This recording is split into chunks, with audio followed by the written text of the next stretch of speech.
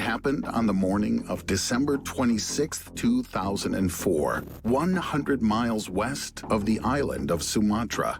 Millions of years leading up to this day, an ancient confrontation between giants had gone unnoticed. The Indian Plate, which was once part of the supercontinent Gondwana, had been pressing with increasing force on the neighboring Eurasian Plate, squeezing it and trying to push it up from a depth of 19 miles until the growing tension shot out like a compressed spring. The ancient gigantic plates slipped relative to each other, and the monstrous impact of the seafloor was thrown up and arched up several feet for almost 1,000 miles. The point where the cataclysm occurred is part of the Pacific Ring of Fire. More than 80% of the largest earthquakes on the planet occur here, and tectonic plate shifts have occurred regularly over several centuries. However, at that time, there was no system for early detection of a tsunami in the Indian Ocean,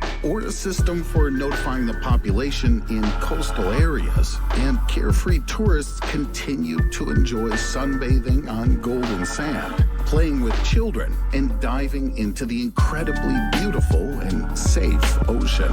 Huge masses of water received this earthquake of incredible strength and moved from the epicenter towards the coast. Tad Murty, ex-president of the Tsunami Society, estimated the total energy of these waves at 5 megatons in TNT equivalent.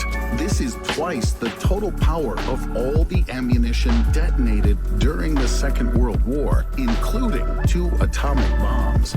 But in the first hours after the quake, the wave height didn't exceed 20 inches. Meeting such a wave in the open ocean, a ship wouldn't even have felt the pitching. But when the front of the wave began to slow down on the shallow coastal water, the height of the wave increased sharply with each passing moment. By the time the residents of the coast and tourists saw the incredibly monstrous wave and realized that it was bringing death to all living things, its height had reached 50 feet.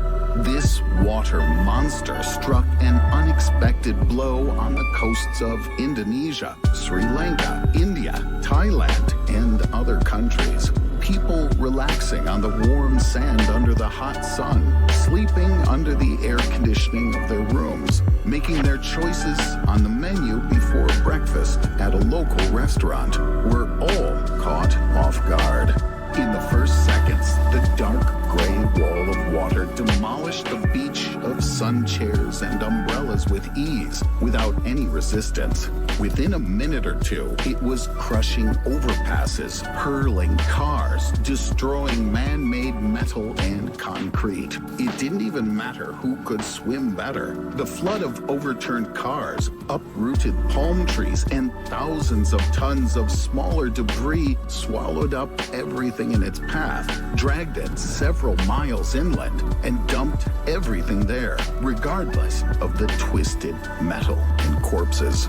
An hour after the catastrophe, those lucky enough to survive the first killer blow continued to die without medical attention in destroyed buildings, under fallen trees, and from their injuries just lying in the mud. Only a day later was first aid able to break through the garbage barricades built by the giant wave and help those who managed to survive to that point.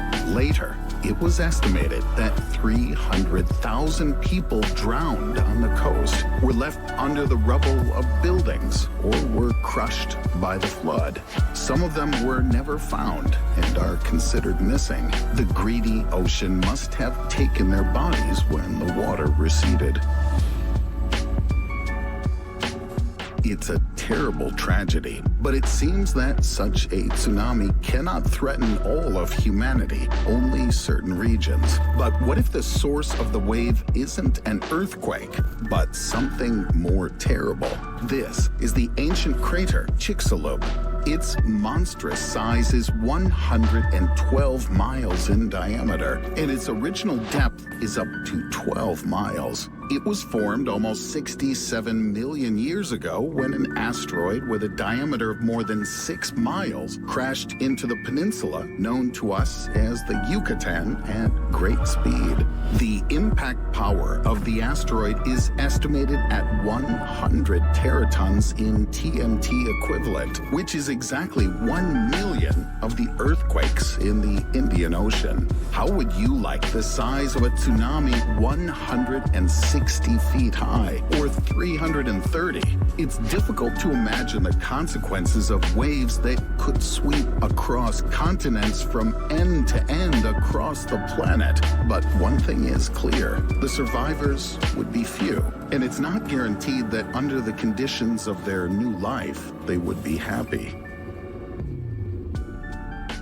And now look carefully. After all, the asteroid just fell on the shore and the volume of water thrown out was actually very small. If it had hit the open ocean, for example in the Mariana Trench, the depth of which is exactly the size of the asteroid, as if they were created for each other, we would now be in the same situation as the dinosaurs were.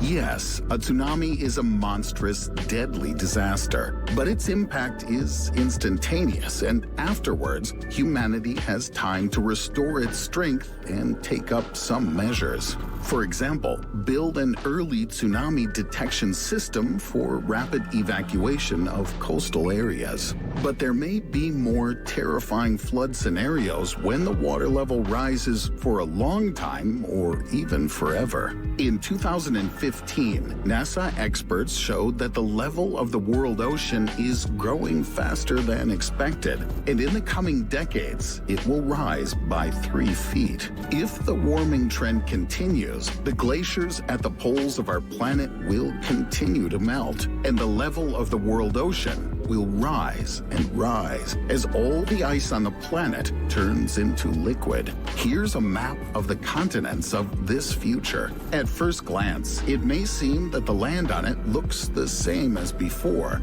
But then, as we approach Asia, the scale of the tragedy becomes clear. Huge cities like Kolkata and Shanghai, with a combined population of almost 19 million people, will be swallowed up by the ocean. The real catastrophe will occur in densely populated areas of Southeast Asia, in China, Bangladesh, and Indonesia. Territories with more than 1 billion inhabitants will be hidden underwater. The annual reduction of land will present new challenges to humanity. The area of arable land will be reduced, and there will no longer be enough food for humanity. New ocean expanses will increase the humidity of the atmosphere with their evaporation, and eternal rains will flood the crowded cities of the continents. But there's also good news. The rising water level and flooding of the land will occur over a period of decades or even centuries. And we'll have a chance to do something in time to ensure the possibility of survival on the smaller territory that remains. Most likely, this will be enforced by birth control, mass production of chemical food, and a new architecture of multi-tiered cities. Of course, humanity considers itself safe. When considering possible scenarios of the apocalypse, a pandemic or world war usually appears, but not a flood. Few people believe in it, but in fact the ancient Sumerians, Greeks, Arabs, Hindus, and Chinese knew about the flood, often without being able to communicate and transmit this knowledge to each other. We can only guess how terrible and deadly the ancient catastrophe was if all the peoples of the world have preserved the memory of it, even after thousands of generations. I wonder how likely it is to happen again. Now we know that the monstrous power of the wave's impact and the lack of food in a condensed and overpopulated territory are the most terrible things that threaten humanity during tsunamis and floods. But now you're about to learn that there are more dangerous factors that aren't created by unbridled nature. We create them ourselves. In the history of humankind, you can find many different examples of us organizing ways of survival, and I'll now show you two of the most recent ones. This is footage of the tsunami in Japan in the year 2011. About 18,000 people were killed when the monstrous disaster struck. Tens of thousands of survivors were cut off from the world. Fresh water and electricity weren't available in the affected areas, and the country's economy was severely damaged. How did the locals survive? The answer is that during these difficult times, there were no crimes. The victims showed high mutual assistance. Everyone understood mutual social responsibility. No one moved to the head of the line when food was being distributed. No one pushed ahead of women and children in the queue for rescuers. Thousands of ATMs were overturned and smashed all along the coast, but not a single yen was lost. The best human qualities shown by the victims in relation to each other helped to rescue and save many lives. But there are other rules of survival: to cast aside all stages of evolution and turn into an animal. This is footage of New Orleans. As a result of Hurricane Katrina in 2005, 80% of the city was flooded. Most of the residents were evacuated in advance. The lives of the remaining people were objectively not threatened by anything except other people. Gangs of looters on boats first took over the gun shops, then the jewelry stores. The city was captured by a wave. No, not a tsunami, but a wave of human violence. Just 2 weeks later, the main human values in the captured city were food and women. Just like tens of thousands of years ago, it got to the point where the police were able to enter the city to restore order only with the support of the National Guard. So, if we want to be ready for the apocalypse, whether it's a flood or any other disaster, we need to start not with fuel and food supplies, not with the ability to hunt and get water. First, we must ask ourselves, who are we? People who built a civilization with the support of their own kind, or predators who survive at the expense of the weak?